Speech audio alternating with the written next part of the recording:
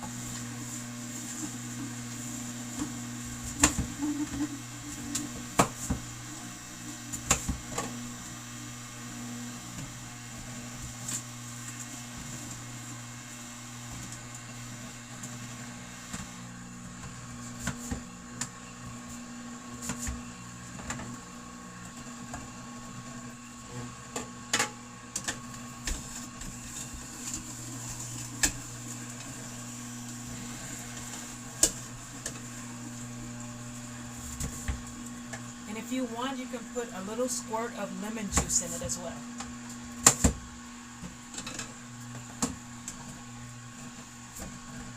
That is if it's a little too sweet for you.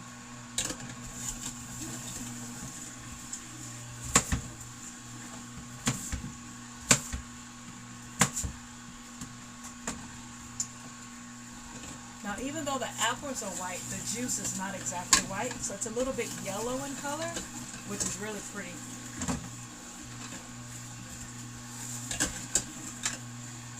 So if you can see here, the juice is like a little yellow.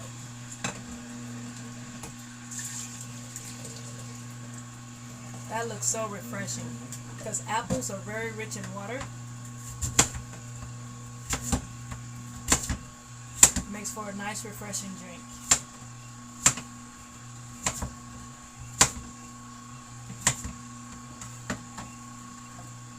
And if you wanted to, you could toast in the new year with some fresh pressed apple juice.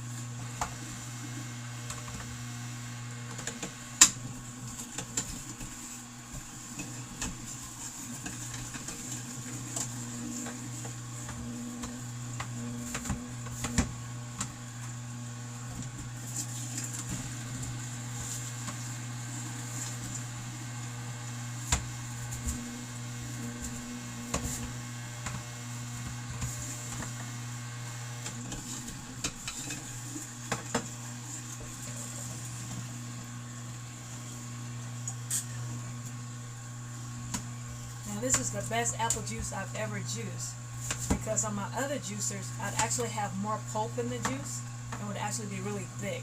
But this juice is really nice and thin. No pulp at all.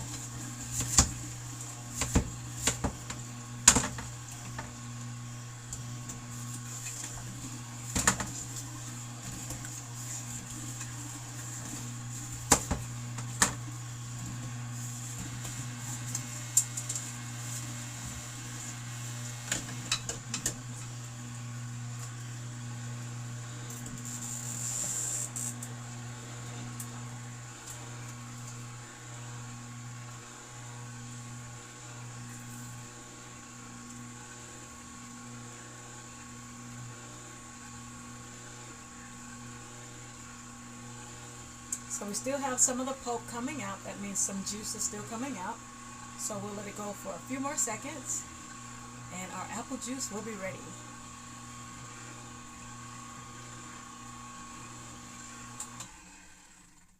I believe that's it.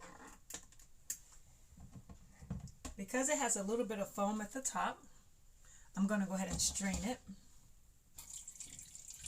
Look how juicy that is. No pulp whatsoever.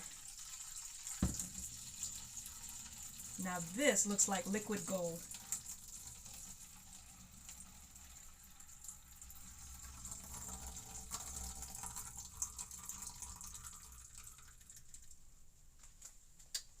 There we go.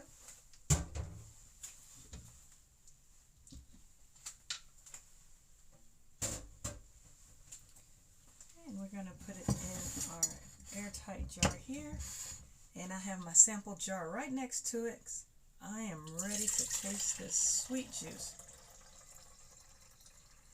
And the sweetness of the juice depends on the sweetness of the apples. As you know, there are many different varieties of apples. So this one, I have juice today, 6 apples. They are the Honey Crisp brand.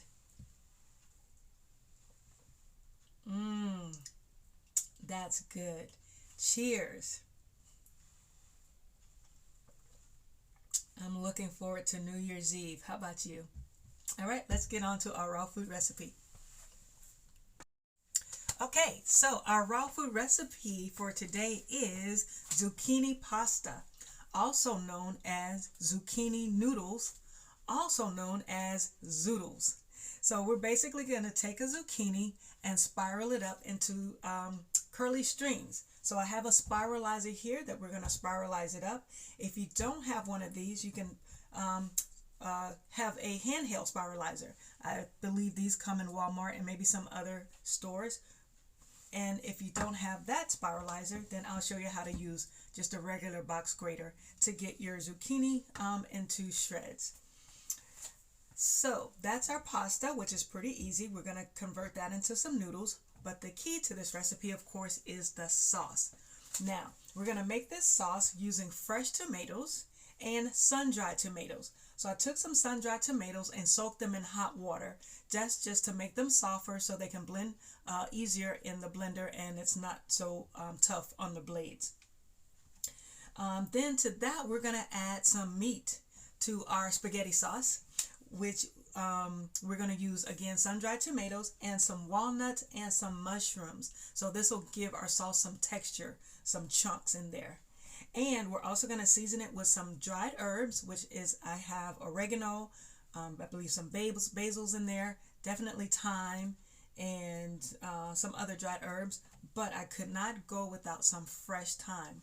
I love the smell of fresh thyme. To me, it's sweet, and I never make spaghetti sauce without thyme.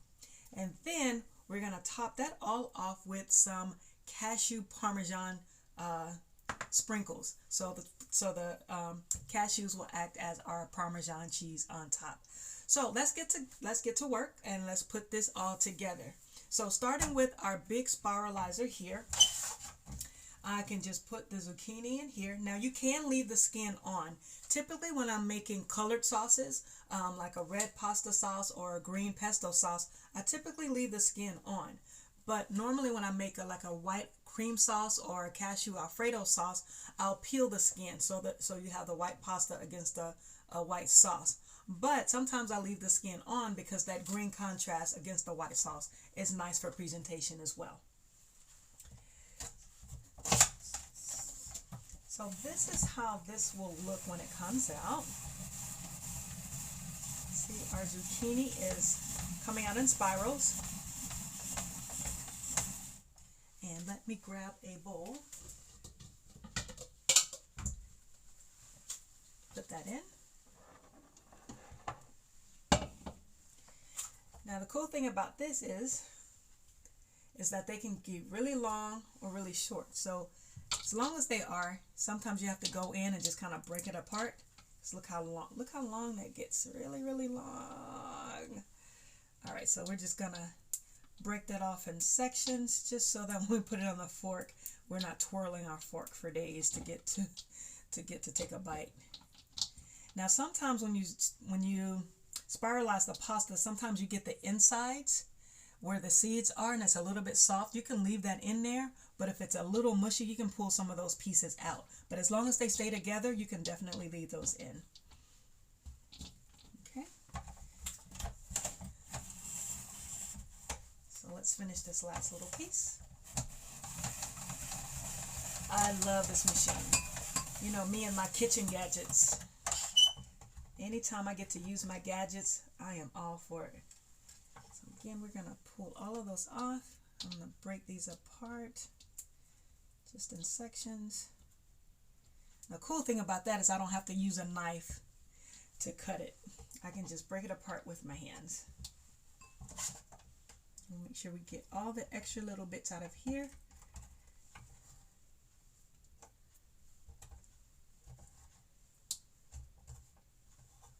Perfect. Now let's get this out of the way. Okay, so if you don't have a big machine like that, you can use a handheld one. It basically just has a blade down the side here, has the teeth on the inside, and then you just go put it in there and just twist. And you can see the pasta coming out on the side like that. So this is a good way as well, but sometimes your zucchini, sometimes it's too big for the spiralizer. And then you just separate them and maybe cut them in half or break them in half if you need to. And then we can just keep twisting. But if you don't have one of these, then another way that you can make your pasta, they won't be curly, they'll just be straight. Just take a regular box grater and just grate it.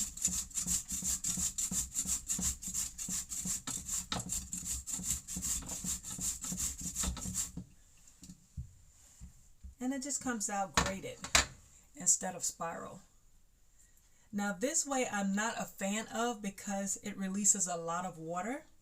Whereas spiralized, it's still hard. It still has its texture to it. But when you grate it, you're releasing a lot of the water and it gets a little bit mushy. So I'm just going to leave that out. But that is one way. And it works out really well because your pasta sauce is going to be chunky and meaty. So having the moisture in with the zucchini, it shouldn't matter at all. But those are the differences. So don't let the lack of a spiralizer keep you from having zoodles. So I'm going to finish this one. This actually, it's too fat, it won't fit. So let me cut it in half. Let's see if I can do it this way. Somewhat, because it's not completely round, it's just cutting off the parts that is round. So it's working okay. So I think we're done with that one. I'll do this last piece.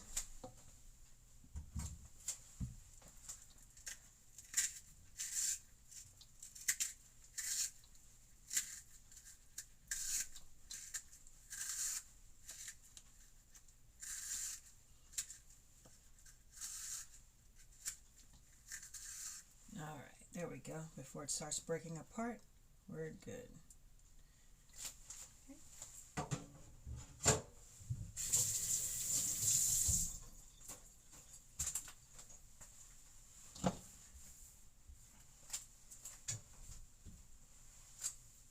Okay, so here are our zoodles. So you see we have different sizes based on using the handheld noodle, the big spiralizer, and the grater. See that nice green color from the skin? Looks really, really nice. Okay, so we will set that aside. Now we don't need to add any salt to that. One recipe that I did use, I put salt on the vegetable so that it could release the water and get soft. Well, these don't need it because once you put the sauce on there, it's going to have some seasonings and some salt in there that is actually going to get soft just simply by sitting in the sauce. So when you do get ready to eat it, you don't want to leave the sauce in there too long. I mean, you don't want to let it sit because the zucchini will start releasing its water and it'll get a little soggy. But it depends on how you like it. You might want it with a little crunch, so you can put the sauce on and eat it right away. Or you might like it a little softer. You put the sauce on, let it sit for about 5 minutes, and then eat it. And either way works because the sauce is going to be banging.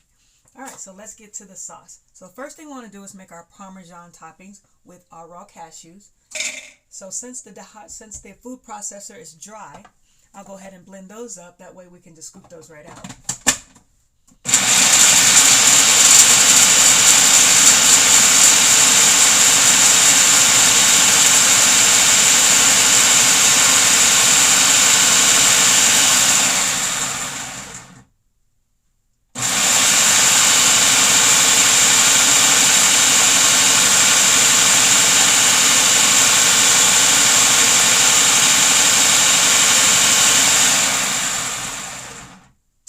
That's better. You want it really, really fine, like Parmesan cheese, but you don't want to blend it too much to where the nuts start releasing their oil, because if that happens, then you'll end up with cashew butter, and we don't want any butter. But we do want it very, very small. We don't want big crumbles. So let me give it one more go.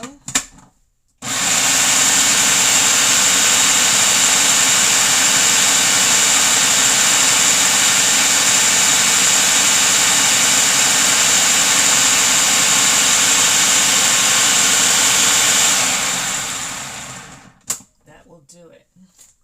So one way you can tell if you've left it in too long, if it starts sticking to the side, that means the oils are being released. So here's the size that we want. It's still crumbly, so we're going to use this as our Parmesan cheese on top.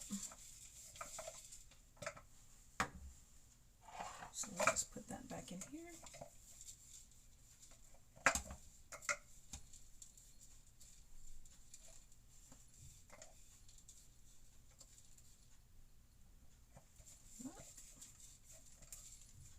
Bit.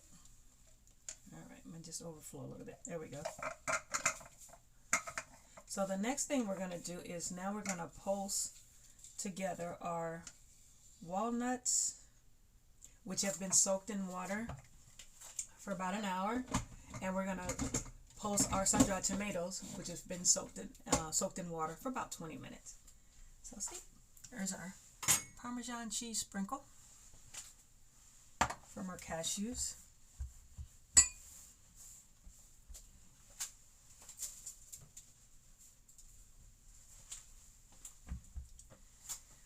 So sun-dried tomatoes, I'm going to use about half. So I have about 3 to 4 sun-dried tomatoes,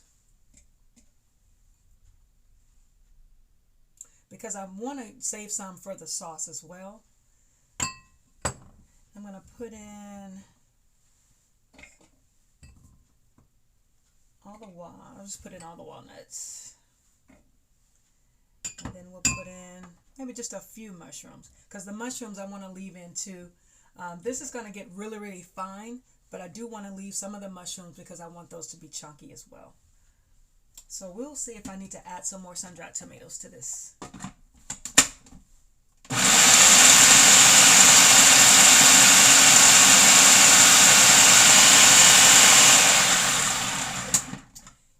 So the sun-dried tomatoes, the mushrooms, the walnuts, it's giving it a nice ground beef looking color and texture as well. Now to this you can go ahead and add the seasonings, but I want to make sure, I want to put all the seasonings in the sauce. But you can layer it, but I'll just leave it off for now.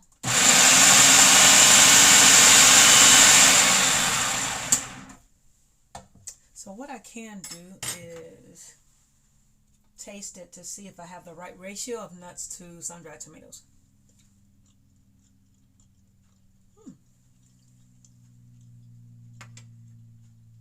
That's good. Does need some salt. Just put a little bit of salt.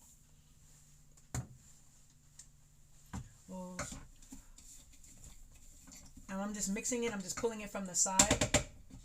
Get back to the middle so it can all incorporate again together.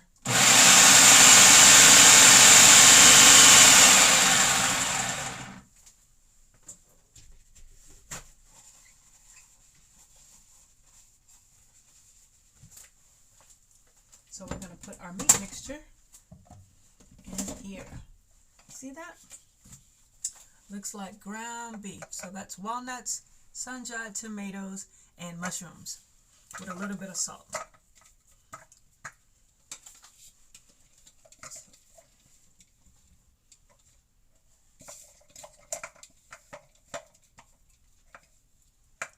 So instead of grinding this in the food processor with the sauce, I'm going to make the sauce and then pour this in the sauce and just hand mix it so that it doesn't get any smaller.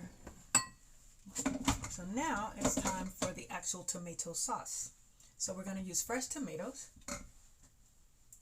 and then we're going to put in the rest of those sun-dried tomatoes, which is about 4 again. We're going to put in our dried herbs and our fresh thyme. And then once the sauce is all mixed in and nice and smooth, I'll pulse in the mushrooms. Now in this recipe, you can add some olive oil, and I forgot the garlic. You definitely want garlic in your pasta sauce. So hold on just a second. Let me go find some garlic.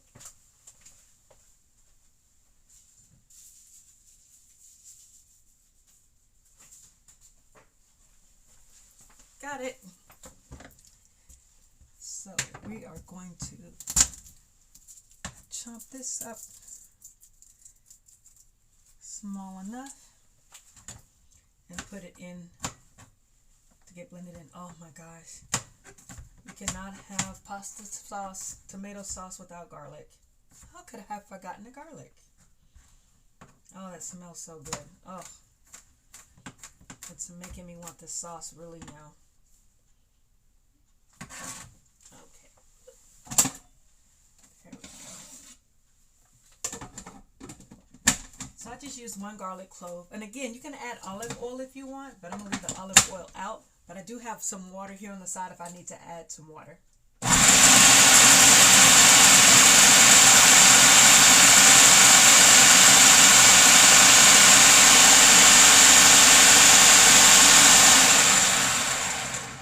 Didn't need too much water because the water from the tomatoes, or the juice from the tomatoes, actually gave it the, is what's helping it to mix in. Now, as with any tomato sauce, you do need a sweetener. So we're going to add a little bit of agave nectar. Typically, in the past, I've soaked raisins and used raisins as a sweetener. But I find that the raisins, because they're dark in color, they turn the sauce a little too darker than what I want. And it may not look as appetizing as like a fresh, bright red tomato sauce. So I left the raisins out this time, and I'm just going to use a natural sweetener. So if the tomatoes are bitter and you need to sweeten it up, of course, who doesn't make tomato sauce without adding a little sugar? But we're using a natural plant-based sweetener here.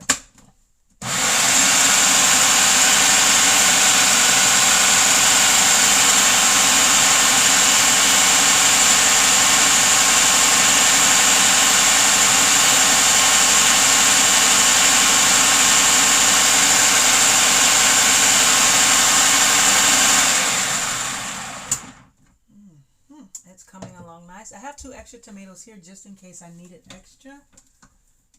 So you want to keep blending this until it gets almost like soupy, or if you like it chunky, then you can stop it when it still looks chunky. But I want to blend it down just a little bit more to get a little bit more soupy.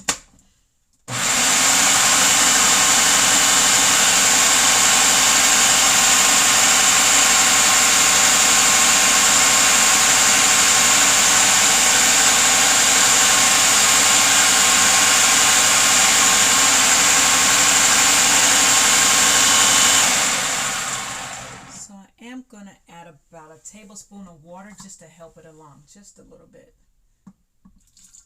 And again, you can use olive oil if you like.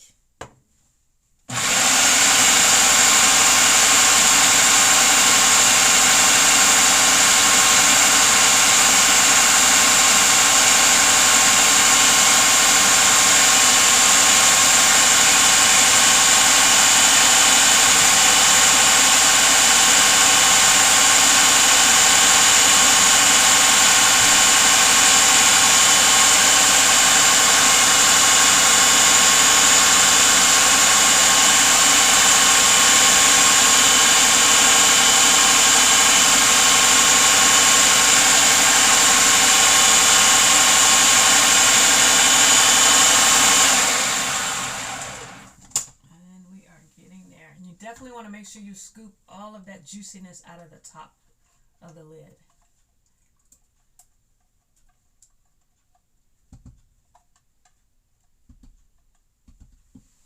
Okay. So now I'm going to taste to see how much salt I need.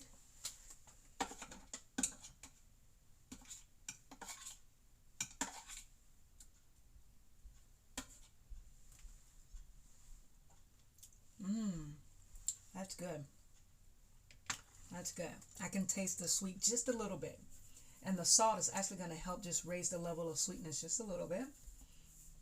And then we'll add some black pepper. Just a little bit. And then because it's to the consistency that I want, I'm going to go ahead and add the mushrooms. And I'm just going to not blend it so much so I can still get the chunkiness from the mushrooms.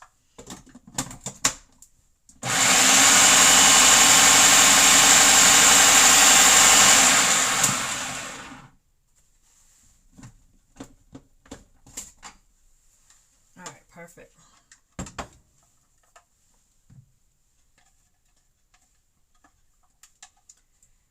Now typically, let's see what's going on here.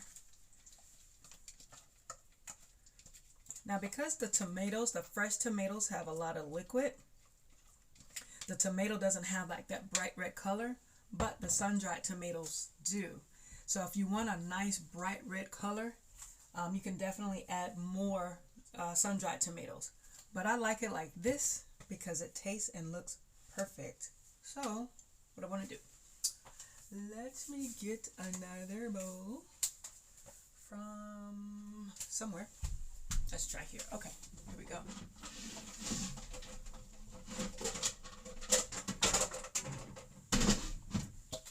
Sorry about that. Okay, so let's pour this out so we can see what it looks like.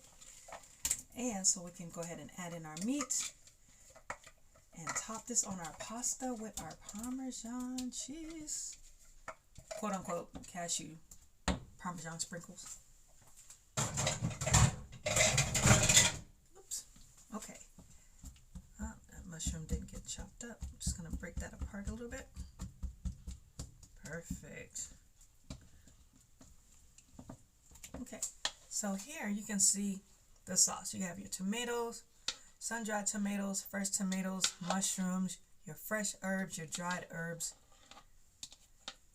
Now I made this without olive oil, so olive oil would have given this more of a creamy texture, but I think it's good without it. So from here, I'm going to see if it needs any more salt. Oh my gosh, that's perfect. That is perfect. Perfect. Not too much salt, well balanced. And so now, I'm just going to add in my meat to the sauce.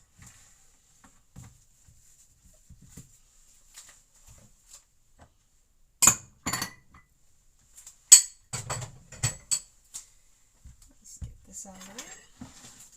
All right, so here we go. We're going to add this. And we're just going to just lightly fold it in. No need to stir it or mix it. Look at that. So we got our sauce and our meat. Beautiful. We're just going to fold that in.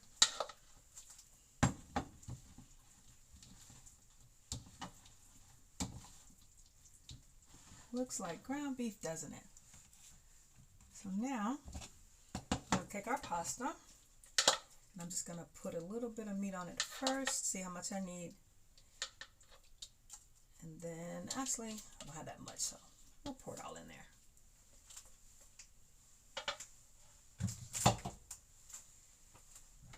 Now, we're just going to... Now, some people like to eat their pasta sauce like this. I mean, their pasta like this. You have the noodles on the bottom with the sauce on the top. I don't like dry pasta, so I like to stir everything in to make sure everything gets coated. So that's what I'm going to do. But you do have an option of just topping the sauce on top of your pasta and eating it like this. But I'm going to mix everything in. Now, because we added our meat sauce, our tomato sauce doesn't look as red or as vibrant, but trust me, this tastes delicious.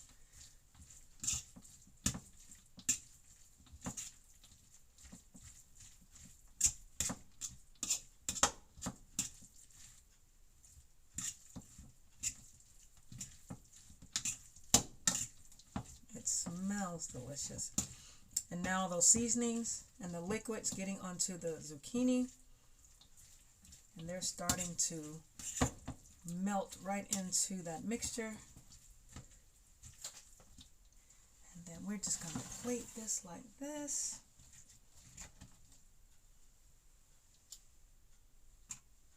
Right. Let's do it like this.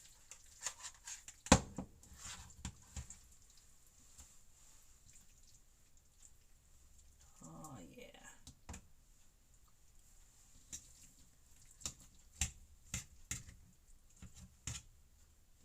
Let's see if we can get one more scoop out of that. And it's always good to have more meat sauce on the bottom because you can always add more pasta.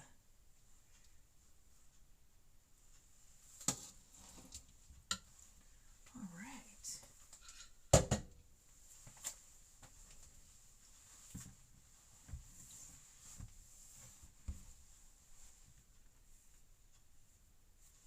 So that is our zucchini pasta.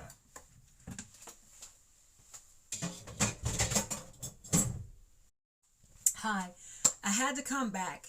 Really, I was not satisfied with that tomato sauce that I made for the zucchini pasta. So I remade the sauce, and this is what it's supposed to look like. See that deep red color? So I added more sun-dried tomatoes to it to give it that nice red color. Okay, so I was not satisfied. I couldn't rest without coming and making that again. So basically I used one whole tomato, one fresh tomato with a complete package of the sun-dried tomatoes. And that really made the difference. So I'm all about presentation. So if it doesn't look good to me, I know it doesn't look good to you. And here I am, trying to convince you to add more fresh fruits and fresh vegetables into your diet. And it has to look appetizing. So I hope this does it, and enjoy. Talk to you soon. Bye.